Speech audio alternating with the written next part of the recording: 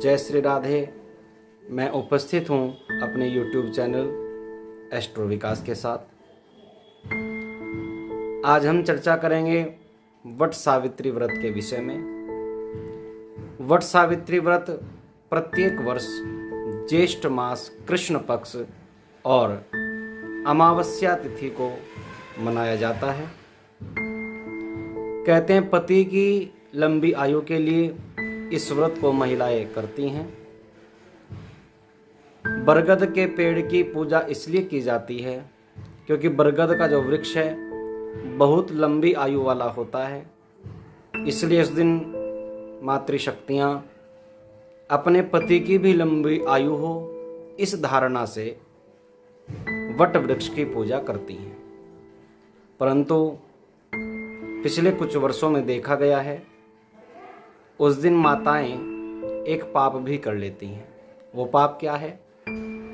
What वृक्ष के पास में जाती हैं और जाकर के पत्ते तोड़ करके लाती हैं और घर में आकर के उन पत्तों का पूजन करती है, जो बिल्कुल गलत है। आप वट वृक्ष के पास में जाएं और वट वृक्ष के पास में जाकर के वट वृक्ष की पूजा करें, मानसिक सत्यवान का ध्यान करें, मानसिक सावित्री का ध्यान करें और यमराज के निमित्त भी पूजन करते हुए एक दीपक जलाएं। सत्यवान सावित्री के लिए इस व्रत को किया जाता है। मान्यता है कि अपने पति के प्राण सावित्री यमराज से ले आई थी। तो बात कर रहा था मैं कि मातृशक्तियां पत्ते तोड़ करके लाती हैं, जो बिल्कुल गलत है। यदि वट वृक्ष आपसे कहीं दूर स्थित है, उसके लिए आप क्या करें? किसी नर्सरी में जाएं, एक वट का वृक्ष लाएं, उसको गमले में लगाएं, गमले में लगा करके घर पर ही पूजन करें। और जब आप पूजन कर लें उसके पश्चात उस वट वृक्ष को, जिसको बरगद भी कहते हैं और आम भाषा में बोला जाए तो बड़ उसको बोलते हैं, तो उस वृक्ष को पूजा हो जाने के पश्चात आप किसी अच्छे स्थान में जाकर के उसको पृथ्वी में लगा दें। परंतु ये अपराध बिल्कुल नहीं करें कि आप पत्ते तोड़ करके लाएं और पत्ते तोड़ करके फिर आप उसका पूजन करते यदि हैं तो वो गलत है।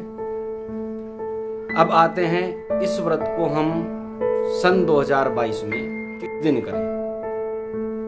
29 में भी अमावस्या तिथि आ रही है 3 बजे और 30 तारीख को यह अमावस्या 5 बजे तक सायंकाल रहेगी। 29 तारीख में अमावस्या आ रही है 3 बजे और कुछ लोगों के मन में भ्रांति है कि 29 में करें या 30 में करें। वट सावित्री का व्रत अमावस्या तिथि में किया जाता है और इसका जो भोजन निकलता है वह भी अमावस्या तिथि में ही निकलता है। इसलिए और एक बात और, हमारे यहाँ पर जो भोजन निकलता है वट सावित्री व्रत का वो दोपहर में निकलता है, ना कि सायंकाल। इसलिए जो दोपहर में वट सावित्री व्रत का बायना निकालती हैं, भोजन निकालती हैं, वह 30 तारीख को निकालें और 30 तारीख में ही वट सावित्री के व्रत को पूर्ण करें। इसमें वट सावित्री का जो व्रत है आपको 30 तारीख में करने के 2 लाभ और मिल जाएंगे। एक तो यह है कि आपको सोमवती अमावस्या मिलेगी और दूसरा उस दिन शनिश्चर जयंती है। शनिश्चर जयंती के साथ साथ सोमवती अमावस्या होने के कारण यह व्रत 30 तारीख को और भी उत्तम हो जाएगा। इसलिए इस व्रत को सोमवती अमावस्या वाले दिन करें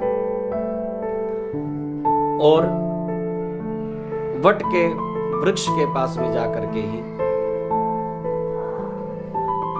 पूजन करें। पत्ते तोड़ करके घर मत लाएं। पत्ते तोड़ने से